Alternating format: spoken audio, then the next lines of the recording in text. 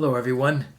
Welcome to Thursday edition of Take 5. As we're winding down summer, we're winding down our study in the book of Ecclesiastes, where we're taking about 5 minutes of Solomon's words about life being an enigma and trying to apply them to our lives. So 3 more, I think, today, and then 2 next week, and we're done. Here's my question for you today. I'm sure you are. Are you involved in investing?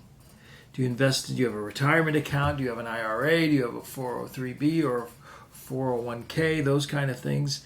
And does it make you nervous, especially when the stock market goes this way, that way? In some ways, the book of Ecclesiastes, Solomon talks a little bit about investing.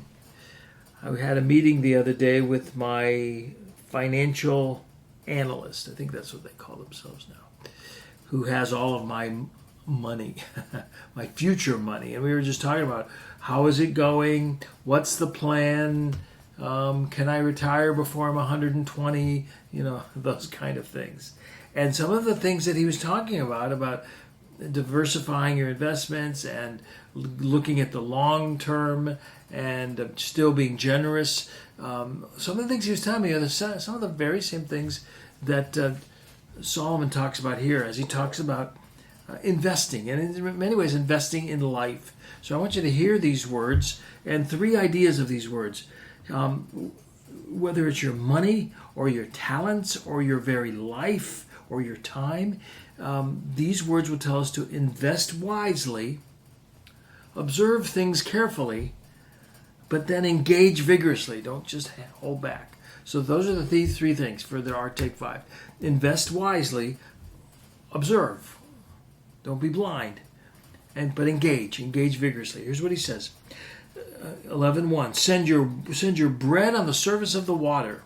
Throw your bread out, and after many days you'll find it. So it's the picture of somebody throwing bread onto the water, maybe to the ducks or whatever, or maybe it's going to sink and it'll come back. But throw it out. Invest wisely. Whatever you have, your bread, share it with the ducks. Your money, share it with the needy. Your time, share it with your family. But share it, and share it well. But share it or invest it wisely. Because then he says this. Give a portion to 7 or even to 8. And that's my financial advisor. He's saying we need to make sure we're diversifying. So all your money's not going to stocks, or not all your money's not going to technology or to bonds or whatever. Diversify. So invest wisely. Your time, your talent, your money. But invest, the wisdom part of it is diversify.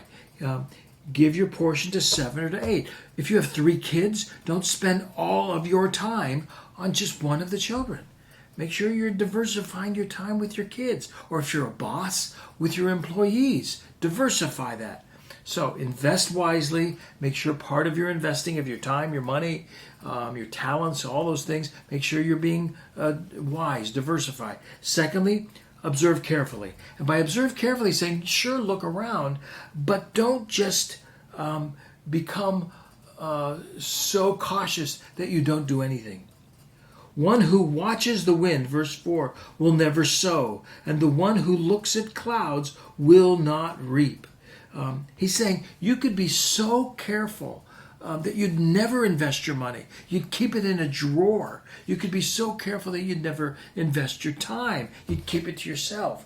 Observe. Look at what's doing well and what's not doing well. Look what's working as you're investing time in your family.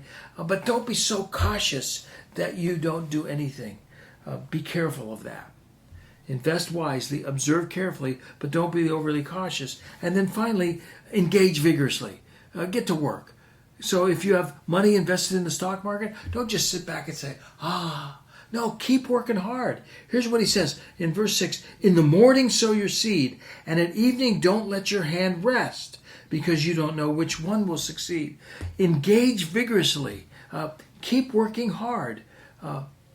Work hard in your investing in people's lives. Work hard at your job. Work hard in a number of ways, but keep working hard. So invest wisely, observe carefully, engage vigorously. Time, talent, money.